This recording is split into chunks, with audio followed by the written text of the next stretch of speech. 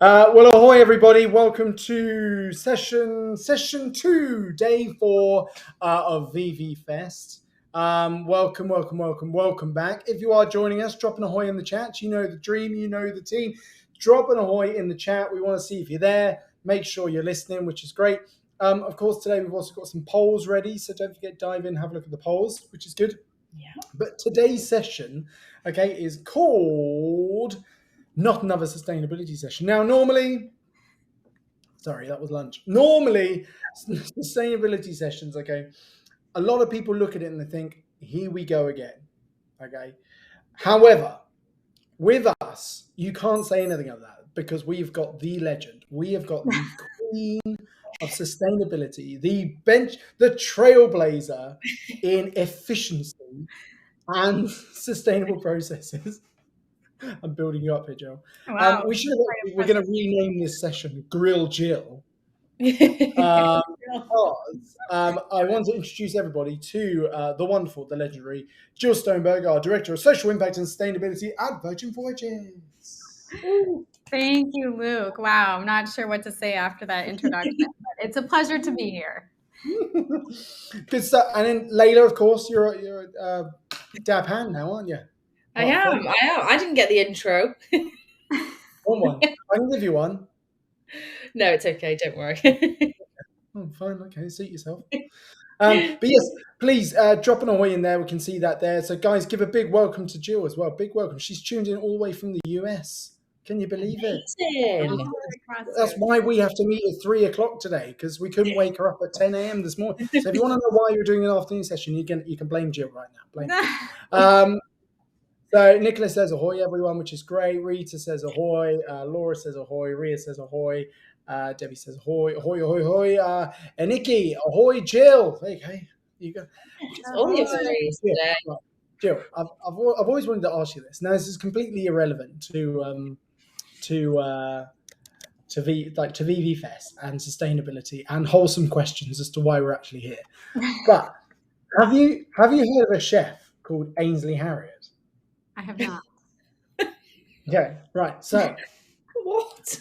There is an internet sensation here in the UK where there was this competition on a TV show, and this old lady called Jill. No, I'm not saying you're old at all, but this old lady called Jill. Yeah, bear in mind, this old lady called Jill. Okay, she was sitting there and she won this competition, and then these TV cameras burst into her house, and they start bombarding her with questions. And she's sitting there, this little old timid lady, and then in this head chef, and he goes, "Why, hello, Jill." It's a classic now, isn't it? Why, hello, Jill. Are you calling me a timid senior? Is that No, not at all. Oh God. However, it's a lot. I'll send you a link afterwards, because actually it's a bit dull and it doesn't sound very fun when you explain it. Getting lots of comments. At least you're getting some reaction emojis here. Okay, people are following what you're trying to set up here, Luke. Yeah, so anyway, right, moving on. Let's get to more. Keep digging, Luke. Let's get to some more serious stuff. Okay, so this session, guys, is a chance for us to sit down with Jill and talk all great things sustainability. Rather than doing a whole death by PowerPoint and showing that stuff, we want to hear from the heart. We want to hear immediate reactions, all that good stuff. So I challenge you this morning to come up with some questions. So if you do have any questions, just put them in the chat. We're going to review them as we go forward again. So put your questions in the chat, and we'd love to do that. We've already got some questions as well for you, which we're gonna talk through. But yeah, as the conversation steers and we go in different ways, please drop your questions in the chat and let us know your thoughts as well and your feelings about cruising, sustainability, and all that. Even to tell you what, whilst we're talking, tell us some of the stereotypes that are out there about cruising related to sustainability. What are some of the misconceptions out there, or maybe some of the false facts that you already know by selling cruise constantly on a daily basis? But while you do that, Jill. Why, hello, Jill. Why, hello, Luke. Just tell us a little bit more about your background, why you're passionate about sustainability, how you got into it. Yeah. All that good stuff. Happy to. Well, hello everyone that is joining us, and it's great to be here. Really looking forward to the questions that you all have, but a little bit about myself. My title is Sustainability and Social Impact. Some people call it ESG, but basically my job is to make sure that we're embedding our purpose across our entire business operations. I started out in sustainability really ever since starting off on my career. I started actually in renewable energy and did that for several years, and then pursued a master's in sustainable business. And I've been working in corporate responsibility or sustainability or whatever label you want to give it, really ever since then, kicking off by working in corporate responsibility for tech companies, actually. So fast forward, I started in cruise 5 years ago. It's been a really exciting journey. And cruise is so dynamic. I think what gives me passion and drive for this work, especially in cruise, is that basically you have to think about everything from where your product's coming from to how you're going to operate this vessel to how do you interact in the communities where you visit? And there's just so many different facets to thinking about how you can do business differently and how you can use business as a force for good in all of these different areas. So I'm really proud to be part of the Virgin team. We've really done a lot. And for those of you who really want to get into the weeds, there's a few resources on our website. If you go to virginvoyages.com/sustainability, you can read our impact report. We also have a video that kind of get more into the specifics, and maybe we'll cover some of that here today as well. Amazing. Love that. Absolutely love that. I didn't know that you had a background in tech, in sustainability. Yeah. It must have been a bit of a change, right? To go from that industry to cruising. Yeah, it was quite a shift, going from data centers and how data centers are powered to conflict minerals, for example, in tech, to all the facets of cruise, which is a highly regulated industry, but covers so many different aspects of like how we operate, right? And then like the excitement of travel and what travel brings to everyone's understanding of the world, and then the ocean and the ocean issues with biodiversity and climate change. There's just so much that we touch that we can have a positive impact on, that it makes the field like really, really exciting to be working in travel. Because what's the like the big, I guess, policy that we have to, I guess, operate by? Is there like a policy that operates across all cruise lines that everyone has to sort of fulfill and dance, or does it vary in location? Yeah, so I mean, at the highest level, we have to abide by the International Maritime Organization laws and regulations. And then we also have CLIA, the Cruise Line International Association, who has additional standards that go above and beyond compliance. And then we have our own Virgin Voyages standards that go beyond those standards. But we have to comply with international law, regional laws, flag state laws. So there's a lot of different pieces that are all kind of disparate, and we put them all together, and then we put our Virgin stamp on it as far as going above and beyond and really being a disruptor in the industry in all aspects, right? From the experience that we're offering to our guests to how we operate and how we interact with our communities. So it sounds like, I know you went Australian then, but it sounds like there's like all these different regulations. They kind of all some supersede others, some kind of sit on the bite. So it sounds like, I guess, what we try and achieve and aim for kind of oversees everything, because if we aim for our standard, then it will essentially cover everything else. So I guess, what's like our brand purpose? And and this is all dynamic too. And actually in Europe, there are a lot of regulations kind of shaping up that I think we'll see the whole industry start to follow suit. But we have some key targets that I can share with you as far as like our standard, but taking a step back and thinking about, well, how do we even operate as a brand? It really comes down to our brand purpose, and all Virgin brands have a purpose that ladders up to this ambition of leveraging business as a force for good. And for those of you that don't know, our brand purpose is creating an epic sea change for all. And so that's our translation of changing business for good. And then we've looked at, well, how do we create an epic sea change for all? What does that really look like in practice?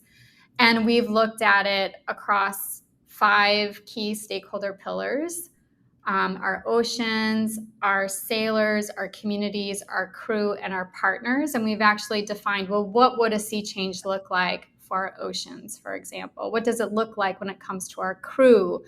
What does it look like when it comes to working with partners and showing up in our communities? And so that's really what guides our overall strategy, is thinking about, and what would an epic sea change, what would be the tangible examples of that? So just to give, one example, when we talk about our oceans, an epic sea change means not just minimizing our energy waste and our water impacts to the environment, but actually thinking about how can we contribute a net positive benefit to the ocean to help with biodiversity and address climate change, which is the biggest threat facing our oceans. And, how can we work with nonprofit organizations to advance their missions around ocean protection and conservation? So we look at it as, how can we ultimately ensure that our oceans are healthy and around for generations to come?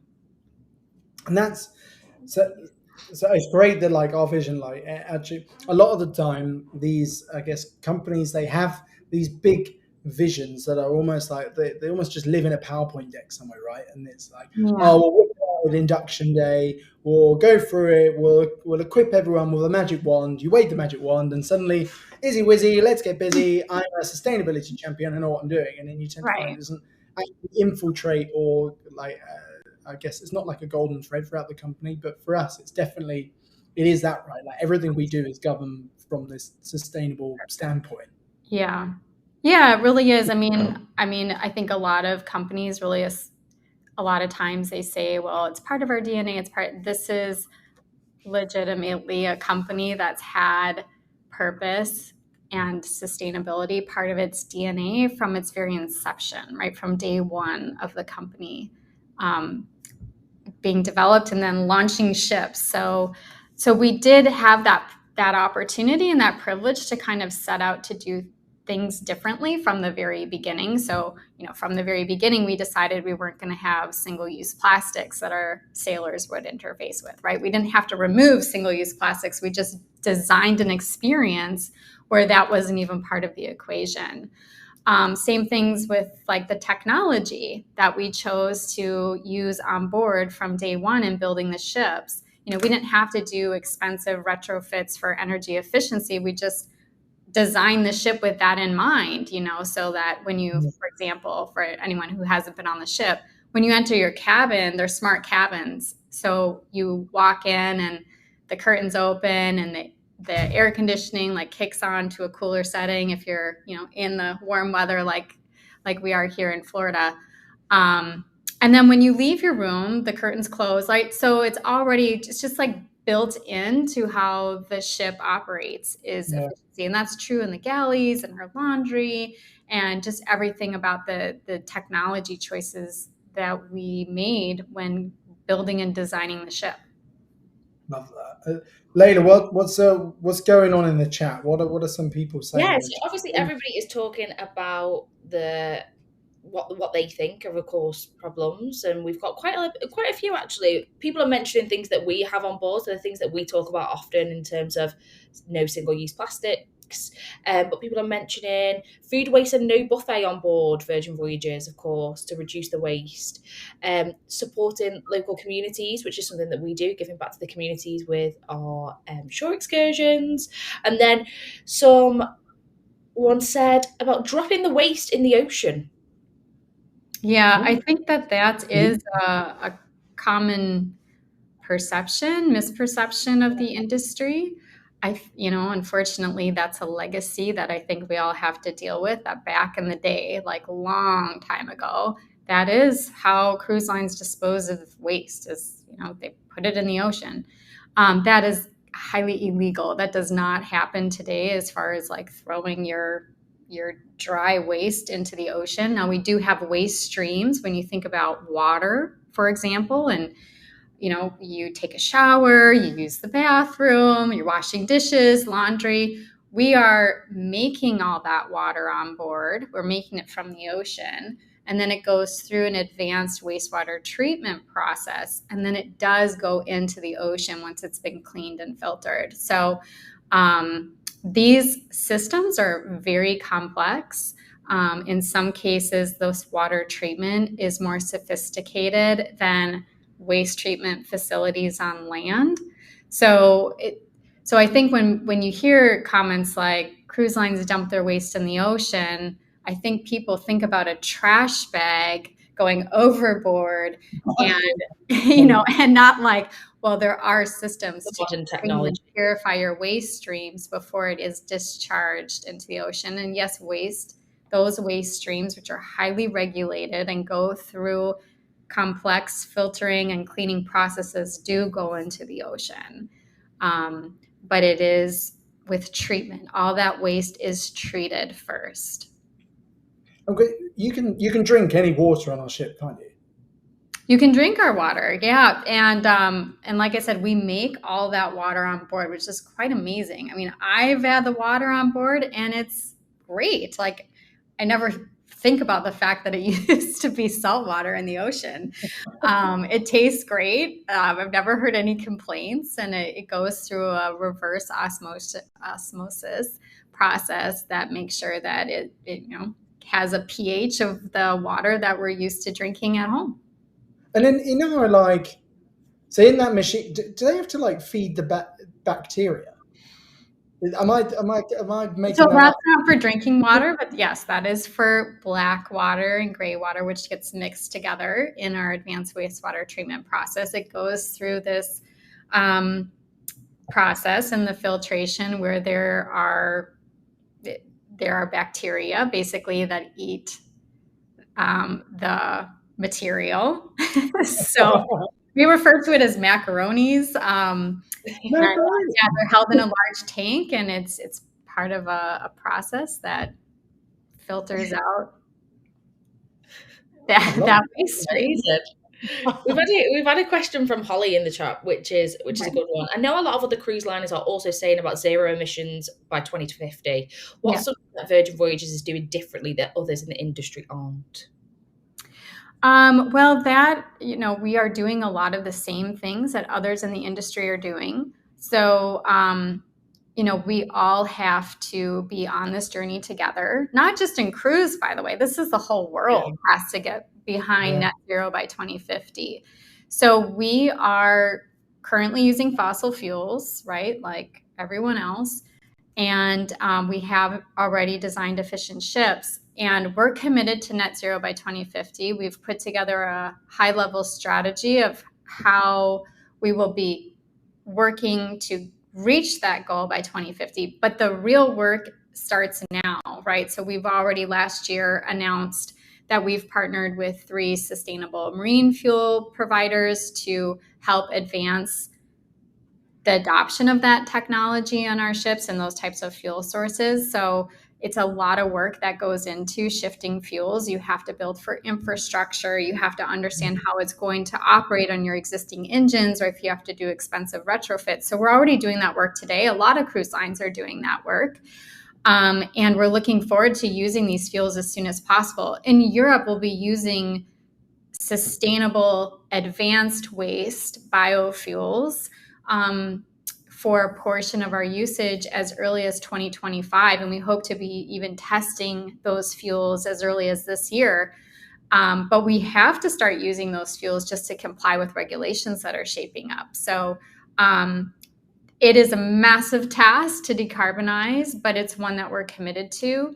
And we have to work with others in our industry and on land in order to reach that ambition. Love that. And then there was that question a little bit earlier, because we've got a couple more questions coming. There was one about visiting ports where people don't want you and supporting the communities of where you sail. That's something we do. I think we do quite well, right? Yeah, I mean, community engagement is really important. We want to make sure, so our ambition when we talk about a sea change for our communities, I was talking about that earlier, like what would a sea change look like? So as far as our aspiration, we want to be that ship that the community loves to see in port, right? And so that's really what guides us. We engage directly with community stakeholders if they have concerns. There's a lot that's unknown about how cruise ships operate. And so we work to understand the concerns and then also to inform them about our actual practices so that they're knowledgeable about how things really work on board. And then we have a number of initiatives, and I can give a couple of examples of how we work with communities to give back and to lift up communities and make sure that we're contributing to the local economy, that we are a good corporate citizen, etc. So just a couple examples real quick. We have a very passionate crew who love being connected to our purpose. And we volunteer on a regular basis in our port communities. We have the Impact Squad, is what we call ourselves, and it's anyone can join at any time. We also engage our partners and people from the community. We go out and we do beach cleanups. The other day we planted mangrove trees in the Dominican Republic. So we really try to give back on a regular basis. But other initiatives include things like just keeping the dialogue open with government officials, community stakeholders, and having like town halls and working with CLIA, to make sure that we're working on education.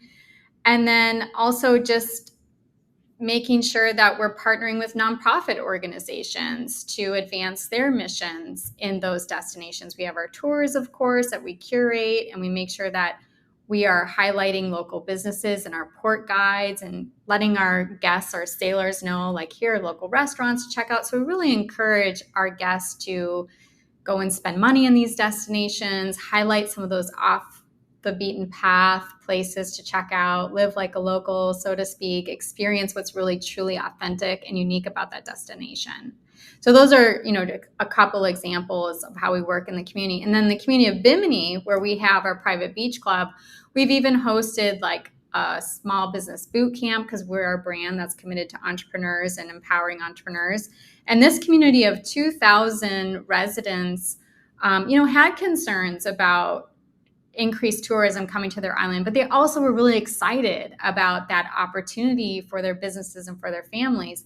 But they weren't really ready to receive that what increased tourism meant for them. So we worked with a nonprofit organization that's part of the Virgin Unite family, and we hosted a 3-day business boot camp in Bimini for entrepreneurs, and Richard Branson came and told his story. And so that's just one of the ways, again, an example of we work with each destination to understand what their concerns are and where they want to benefit from cruise tourism. And then we figure out how to get there with them, because every community is unique in the needs and the concerns that they have. Love that. I had no idea about that, Virginia. That's awesome. Yeah, they're one of our strategic partners. And we're so lucky, right, to be part of the larger Virgin family, because there's all these different partners just by, being part of the Virgin family that we can leverage. And so it's really exciting to have that, kind of like at our fingertips. We've got Sophie says, love that the brand I love that the band is made from plastic in the ocean. Discuss this often with our clients. Are there any other features on board that use recycled plastic? There's some artwork actually on board that has taken plastic from the ocean or from rivers and has been incorporated into art. So that's really cool. Every ship is a little bit different because the artwork changes. But on Scarlet, for example, there's a model of our ship, and the whole block that the model sits on, which is, I don't know, maybe 3 or 4 feet tall, is all recycled plastic from a beach cleanup that took place. And that's just one example. There are other repurposed waste art materials on board that would take a whole session to tell you all about. We've had another question as And well. that thing's like solid. It is. I was thinking that. What was that question, Layla? So sorry, just Nikki has asked, I love the bands. Do you think over time we'll be able to use the RFID portion of the band? Yeah, so actually we're looking into this right now, actually.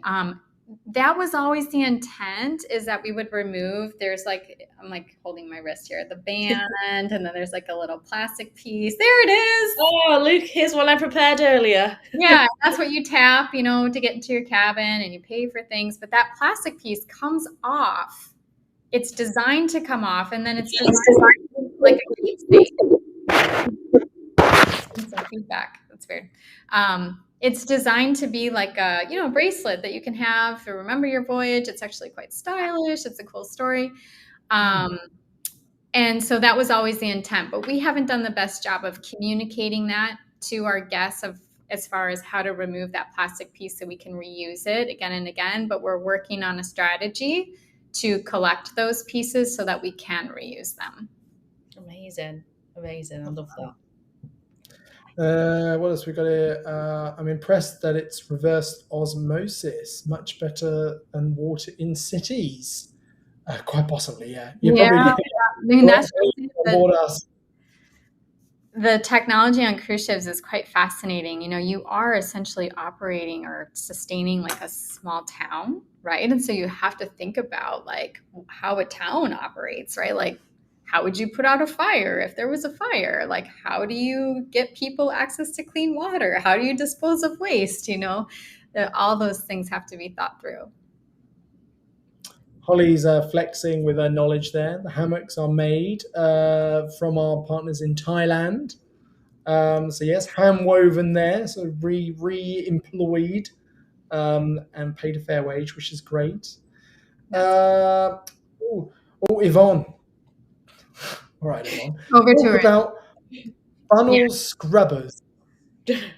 Wait, I see over-tourism and scrubbers. Yes, we use scrubbers. Are called exhaust gas cleaning systems. We have hybrid scrubbers, which is not the case for everyone in the industry. And basically that allows us to operate in what we call closed loop mode.